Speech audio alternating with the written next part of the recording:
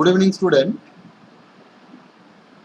আমি আমার second part public sector undertaking এর ওপর যে এমসিকিউ নিয়ে আমি আলোচনা করেছি আমার ফার্স্ট পার্টে, এখন আমি second part,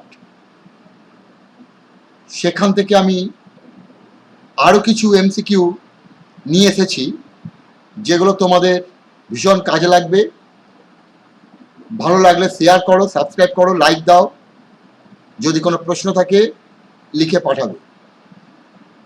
Disinvestment of public sector undertaking means investment in the new sector, close down of the working, selling of equity to private and general public, purchase or shares of PSU।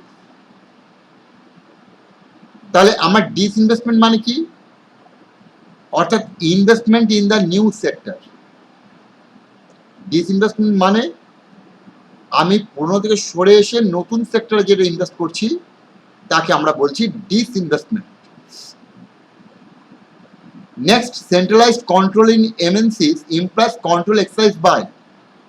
তাহলে MNC গুলোকে যে control করে, centralise control অর্থাৎ একটা কেন্দ্রীয় তরফ থেকে যে মাল্টিন্যাশনাল কর্পোরেশন কন্ট্রোল করে, এদেরকে আমরা কি বলি? Branches, সাবসিডিয়ারিজ, headquarters, parliament.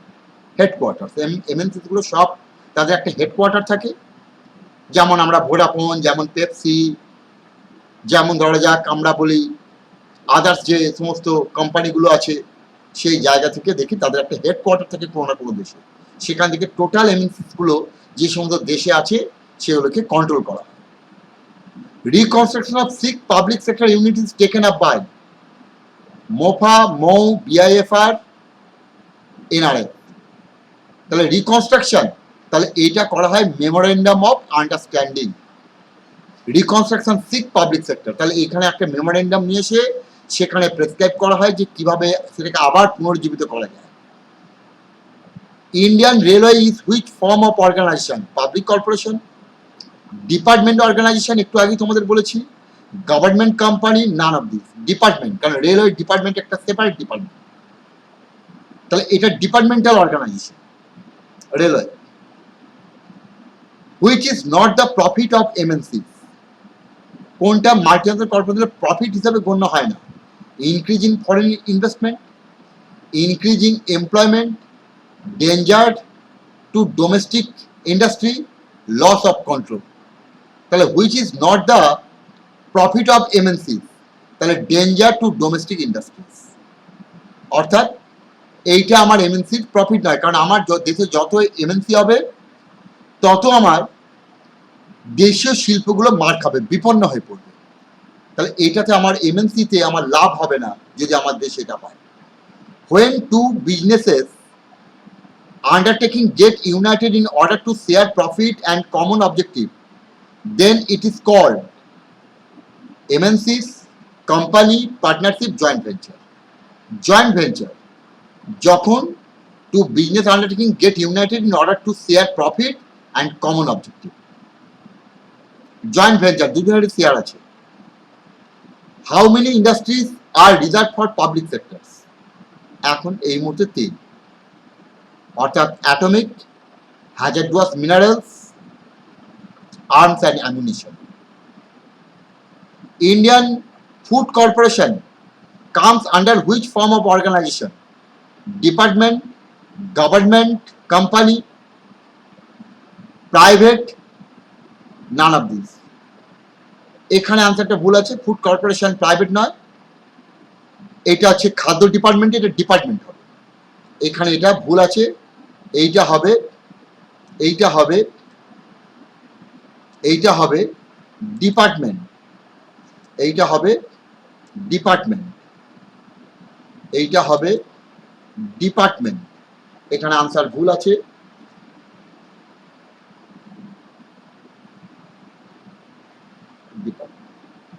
ফুড ডিপার্টমেন্টের অন্তর্গত organisation. Percentage of shares of paid up capital of government companies kept by the Indian government. তাহলে percentage share of paid up capital of government company, is kept by Indian government. 51% আগেই বলেছি government company হলে 51% থাকবে। Punjab national bank is related to which sector? Mixed, private, public, none of them. Punjab national bank public sector, সরকারি bank আমরা জানি। Which is not Indian multinational company? Asian Paints, Infosys, Ranbaxy, Brook Bond. Brook Bond টি আমাদের নয়, এটা আমাদের নয়। Which is not belonging to USA MNCs?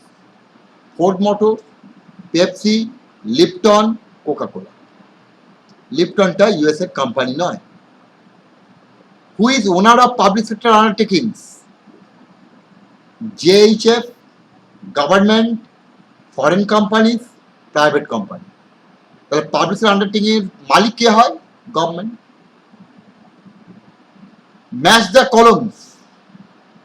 আমরা A আর বি এরকম দিয়ে দেবে columns. Bharat heavy electricals limited, life insurance corporation, কোনটা প্রাইভেট, কোনটা পাবলিক, কোনটা কনস্টিটিউশন কর্পোরেশন, কোনটা জয়েন্ট সেক্টর। তো আমরা যদি এই যে এইগুলো দিয়েছি তোমাদের জানার সুবিধার জন্য, এখানে লিস্ট আছে। Bharat heavy electricals joint sector, life insurance constitutional corporation, 1956 সালে যার জন্ম, কোম্পানি আইন অনুযায়ী। তাহলে কোম্পানি আইন কনস্টিটিউশনে এই আইনটা নিয়ে আসা হয়, তো সেখানে লাইফ ইন্স্যুরেন্সের জন্ম হয়। Undivided Hindu family, private sector. Ineffective management, public sector. Hindustan machine tools, government company. Mixed companies মানে ফর্ম অফ জয়েন্ট কারেজ, মানে প্রফিট শেয়ার থাকবে। ডিপার্টমেন্টাল অর্গানাইজেশন মানে গভর্নমেন্ট এমপ্লয়। প্রাইভেট কোম্পানি মানে minimum 2 members. Philips MNC, multinational, আমাদের না।